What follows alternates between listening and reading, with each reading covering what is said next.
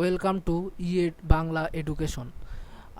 আজকে যে বিষয়টি সম্পর্কে আলোচনা করব সেটি হচ্ছে বিভীষণের প্রতি মেঘনাদ। আমরা যারা এইচএসসিতে পড়ি তাদের বাংলা বই খুললে প্রথমেই যেই কবিতাটির সম্পর্কে আমরা পরিচিত হই সেটি হচ্ছে বিভীষণের প্রতি মেঘনাদ। কবিতাটি অনেক কঠিন, কারণ এর শব্দগুলো এবং এর ইতিহাস সম্পর্কে আমরা পরিচিত নই, এবং এই কবিতাটির মধ্যে যে চরিত্রগুলো রয়েছে সেই চরিত্রগুলো সম্পর্কে আমাদের ধারণা খুবই কম। আজকে চেষ্টা করব এই কবিতাটির ইতিহাস এবং কবিতাটির চরিত্রগুলো সম্পর্কে আলোচনা করা।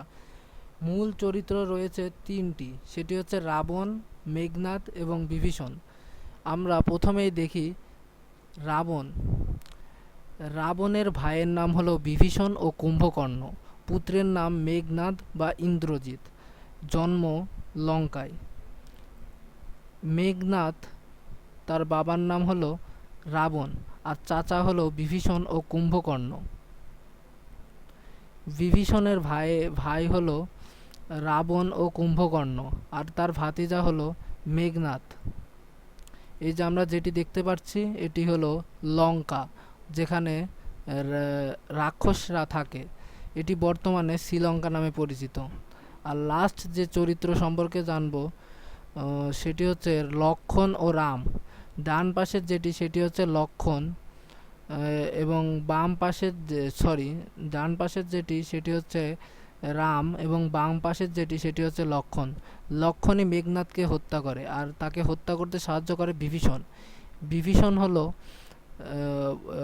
রাবণ ও কুম্ভকর্ণের ভাই আর মেঘনাদের চাচা, আর তিনি বিশ্বাসঘাতকতা করেছিলেন মেঘনাদের সাথে। এখন আমরা এই চরিত্রগুলো মেলানোর চেষ্টা করি। দেখুন, রাবণ, বিভীষণ ও কুম্ভকর্ণ হলো তিন ভাই, আর রাবণের ছেলে হলো মেঘনাদ। অর্থাৎ বিভীষণ আর মেঘনাদের মধ্যে সম্পর্ক হচ্ছে চাচা আর ভাতিজার সম্পর্ক। আর যে যুদ্ধটি সংঘটিত হয়েছিল সেটি একদিকে ছিল মেঘনাদ, রাবণ, কুম্ভকর্ণ, এবং অন্যদিকে ছিল রাম, বিভীষণ, লক্ষ্মণ ও হনুমান।